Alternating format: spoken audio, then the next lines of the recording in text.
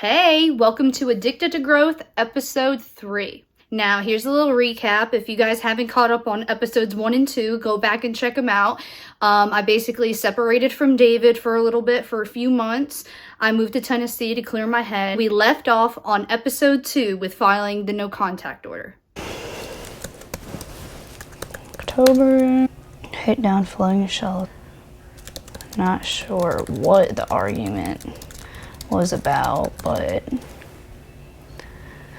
Jenelle stood up, then walked out. I'm not sure what the argument was about.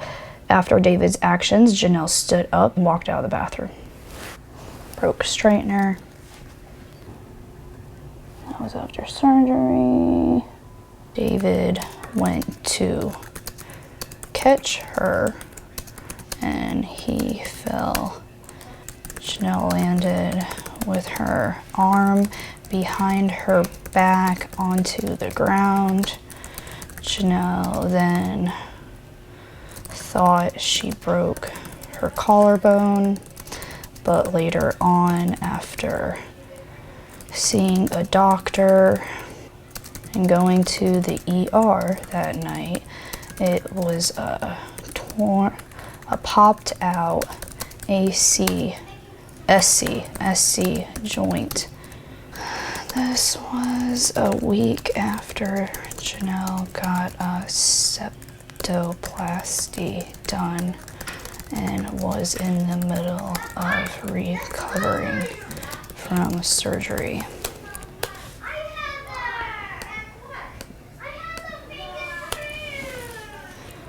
The floor with spilled coffee everywhere, broken glass on the floor from a cup. This happened at 8 a.m. in the fucking morning. Holy shit. How can you start shit that early? Like, come on. Now, in Tennessee, in order to file a no contact order, you have to go to the magistrate, but you have to have all list of all incidences that occurred between you and a significant other, and you have to have proof and evidence of some of it or all of it, and you have to write it out and organize it.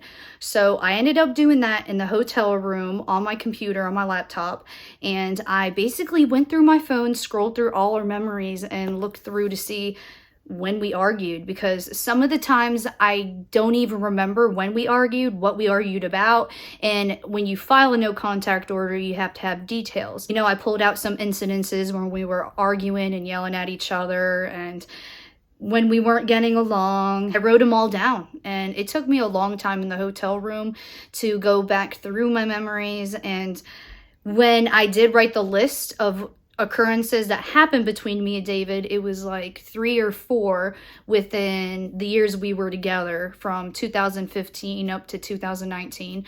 So really it was towards the end of our separation and our pause of our relationship at the time when things got bad. And I just didn't know any other ways where we can get along. I felt like we were at the point of no return, and I had so much anger built up inside of me that I was very resentment towards him and holding him accountable for everything in my head. And it was just really upsetting to me. And red-faced from crying.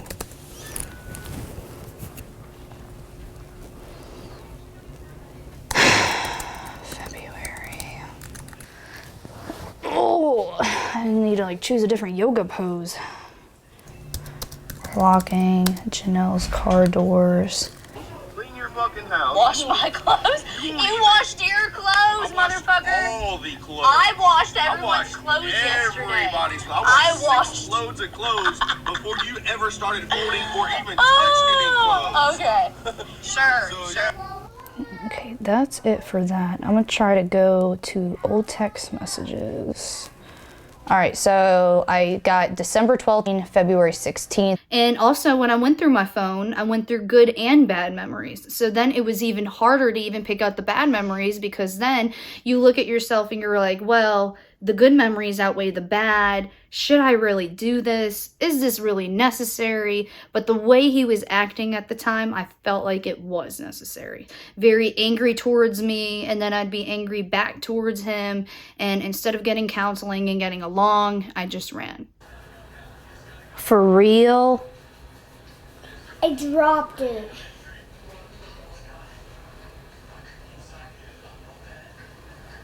Well, you know that, oh my God, Kaiser. We kept this for 5 years without getting cracked. You know that? No, you did it. No, just kidding. It's okay. No, it's all right. I'm sorry. It's all right. We can get the screen replaced, okay? Okay. I promise. Just listen. Just let's not play with it anymore, okay? Because we might break it. I was trying to like listen to some music on the headphones in the bathroom because I had to go to the bathroom. So then I was listening to it, and then it just like fell, and then it just like crashed. Okay, well, I know. Well, I gotta finish this, and I'll be in there in a second, okay? And then October 23rd, right before I left. And that video is like 2 minutes long. And you can tell I'm calm, and he just keeps going and going and going and going. That was for my doctor's appointment. You can see a totally different attitude, and then he's putting me down, putting me down, putting me down. Like, I listened to it for 2 minutes. No, because in the video, I even said, I was like, I can't wait to get a divorce from you. And then I even said, I even took off my ring in the video. I'm so sick of the name calling. I'm sick of your shit. I said, you literally got mad because I asked you what the fuck's your problem, and then you start screaming. I'll say, I can go in there and say bye to Jace too. Janelle. What? David's gun. Yeah, I just realized that. Well, I'm glad you guys told me that, because now, you know, well, it's under my name, it's not his. So I'm just gonna go store it at my lawyer's house. Oh, okay. Yeah. It was about 3 or 4 days that my mom stayed with us in Tennessee in the hotel, and then it came time for her and Jace to leave. So they ended up leaving me at Tennessee in a hotel room, and they flew back to North Carolina. Then I was on my own. I was single mom life for once in my whole life, which is really crazy because I've always had a significant other there with me when I was parenting. So it was really hard for me to handle 2 kids by myself. And I give all you mom props for doing that. If you're single parents out there, I feel you, because it was incredibly difficult for me to handle both of them. Ensley was 2 and Kaiser was like 4. So, I mean, it was and he was just turning 5, and he was bad at the school here in North Carolina. We switched him again twice in North Carolina. Then he had to start school in Tennessee. So, I mean, it was very hard for Kaiser to transition, make new friends, but Kaiser's grandmother did live in Nashville and Tennessee at the time. She ended up babysitting Kaiser here and there while I was looking for places to live and looking for an Airbnb to just move out of the hotel room. Hotels are really expensive if you rent them for like a week at a time. So I ended up getting an Airbnb that was cheaper, but also it was way bigger than a hotel room. I was very nervous when my mom left. Because I knew I didn't have another adult there with me to help me control them. And the kids, they still have a very hard time listening to me, but they listen to David. So I don't know how it is with you moms, but with me, it was a big transition for them and for me at the same time. So I was, you know, trying to make sure that they were happy, trying to make sure that they weren't worried about the situation that was going on. But I also, like I said, I had help from Kaiser's grandmother, which was great. She would take them to her house and they'd have sleepovers. And that was really helpful. And then Nathan ended up coming to visit Kaiser in Tennessee for a while. And he would take Kaiser overnight. Sometimes he'd take Ensley too. Honestly, he helped me with both of them. Because Jace is going bye-bye with Meme, okay? Bye, Jace. Give him a hug. You gotta give him a hug. A big, big hug. Hey. Say we love you, Jace. Love you, Jace. Give him a hug. Big hug, Ensley. Oh, you're so sweet. Mwah. For mommy now. Be good on the plane, okay? It shouldn't be a long ride. You're going straight to Wilmington, okay? So you guys don't have to connect anywhere. I love you. Be good. Look at me. Ooh, Ensley, watch out. You're going to hit your head, babe. Thank you. Ensley, okay? Be strong and be good for mommy. Don't make her cry, okay? Don't make her yell. Be good, okay? Say, Mommy, I will take care of you. I'll take care of you. Okay. Okay, yes, you, Mommy. You will too? Yeah. Okay. I just fed Kaiser had a sandwich. Everybody. Okay? Cool. We went downstairs and Ensley was kind of icky down there. So that's how I got her to come back upstairs. I told her to carry the car. Oh, look at you. Turn around. Oh, super duper. Hold on, gotta tie it in the back. Hey, hey! don't do that. No, don't hit him. That's not real. Oh my god. I heard that. It was like donk. I like you. Oh, she likes you. No, Okay, you gotta put your shell on. I'm gonna send you. I think I'm almost positive I have the birth certificate in my house. So I'll send you the birth certificate. Yeah, I'll let you know what address I'll be at. Well, Chris said, she said that should be an address to the office or something. Oh, yeah, that'll be better. Yeah. And just to get you that. Your shell's coming off. Mommy, get it. Yeah. I'm getting it. Yay! I'm a ninja turtle. I'll be ninja. You too? Yeah, I'll Okay, be let's see. ninja turtle. You put little pants. Put your pants on.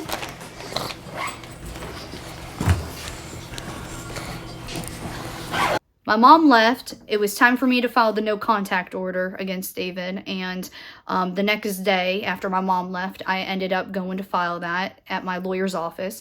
At the time, I had one of the girls from the agency watch Kaiser and Ensley for me so I can go do that alone. And yeah, we went through everything. We went through all the paperwork at my lawyer's office. And we were also discussing divorce at the time, how much it would cost, what would happen in the divorce, and what David would get and what I would get. And we literally started talking about splitting our assets and who would get what, and what do you think he'll fight over, and what would you fight over? Do you think he'll take this away from you? And then I was just even more stressed out. I was like, wow, this is going to be a lot. This is going to be a lot to deal with. And the team I had at the time, I just want to point out, was the agency and the agency's lawyers. Now, they work together with different talents, and they help them get deals, they help them get jobs, and they help to deal with legal issues. So they were willing to take that job on for me and do all that. Why did they want to help me? They reached out to me on Instagram and they saw that I was posting depressing stuff, and they said, you need to stop posting that stuff. We could help you as an agency move on with your life and find more work. And I was like, okay, I would love it. So then that's when, like I said in episode 1, we went and met in New York City. And that was including the lawyers along with the agency people too as well. Like I said, I don't want to name no names because I'm keeping everyone's privacy kept secret.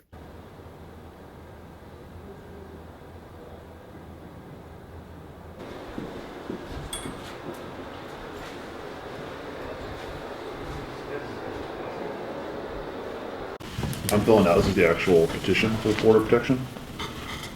Janelle, Lauren, Eason. Mm-hmm. We have Jace, Vaughn, is it Vaughn? Yeah. Van Eason, Jace. Yeah, Vaughn. Tin, his stepson to David. Yes. Kaiser, Orion Griffith, stepson, he's 5. Inslee Jolie Eason is 2, and that's David's daughter. David Martin Eason, 62388, 76 Moneyfall Road, Regalwood, North Carolina. He doesn't have an employer. Has he texted you last night? No, he messaged me this morning and just said he was looking over, I guess since he got his Instagram account back, there's a lot of old videos and a lot of old pictures that he's still looking at. So I see that he's taking, Instagram's telling me he's taking screenshots of old stuff. And then he said, my geese heard my voice and started freaking out. And that's about all he said. Child together, used to date. 3 kids. Obviously, he's the parent of only Inslee, not those 2. Yeah. But all 3. The question is, do you want to ask for order of protection where he doesn't contact Inslee? He can contact Ensley. I'm okay if he has like telephone communication with her, but I don't want him physically Then I think we should keep that as a note, as a yes. until there's a custody thing in place. No other court cases, right? No. Nobody else has custody over Inslee except for you and David. Correct. Please see attached, which is that thing we'll go over in a minute.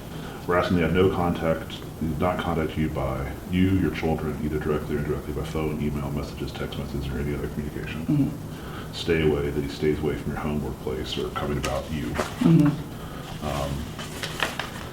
That he not cause damage to your property or interfere with your utilities or hurt or threaten to hurt any animals. That you get temporary custody of your children.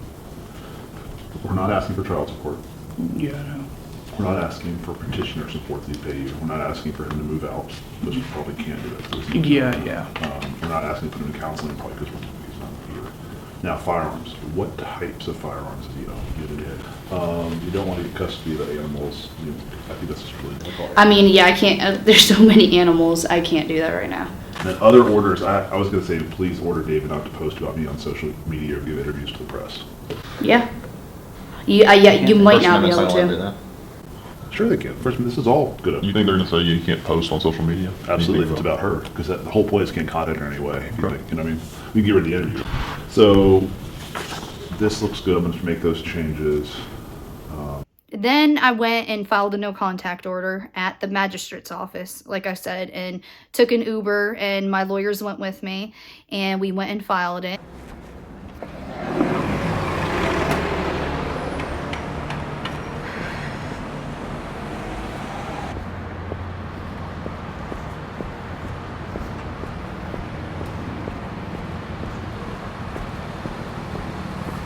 I'm feeling good.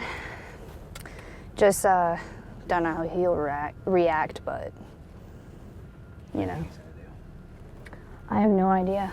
But you know, once he has the paperwork, he'll see that he can't, you know, destroy my stuff, and that's like what I'm worried about, really. I know he has no money to like file for a divorce or file for custody or anything like that. Even if we went to court for custody, I don't even know how he would hire his own lawyer. He's, I just looked, before I blocked him, I just looked at his story real quick, and he's out there forging, you know, making knives. So, yep. You only make a lot of money off that if number one, you like make big knives that are worth like, you know, hundreds, yeah. Or if you make a lot of little knives. But to make a lot of little knives, you need like a hydraulic hammer, and they're like $10,000. So I'm not buying that. But good, maybe he'll work some of his anger out. He'll wear himself out. He knows something's up. Yeah, he knows I'm about to do something. Yeah, and I think that's, you know, best anyway. For me not to be in North Carolina at all. They have the weirdest laws too. Like in South Carolina, when you have a baby, when they're born, mother gets full custody until you go to court. Yeah, and then in North Carolina, it's 50-50. Yeah. Yeah, I texted her, I said, are they okay? She's like, they're wild. I'm like, yep. I said, sorry about that. Nope. He just, he spoke to me over his mom's phone while I was there. And he texted me and said, just was checking on you, but I never texted him back or called him back or nothing. I can't believe he drives that much from Florida to North Carolina or to Tennessee so much. Where's he driving in Florida? Say again? Sarasota. He had nothing there. He just moved there because his girlfriend bought a condo there. And she's from Myrtle Beach too. So they kind of just both moved there not knowing anyone or anything. Is he working? No. Like I said, he gets $3,000 a month from the VA for disability. Is he 100% disabled? Yeah. From TBI and yeah, PTSD. He can't like go see fireworks or nothing on the 4th of July and stuff like that. It's not easy. And his, you know, his speech isn't all that well. I mean, it's fine, but he uses big vocabulary words out of context that like don't make sense. People on Twitter are like, "Go to bed, Nathan. You're drunk." I'll get you doors.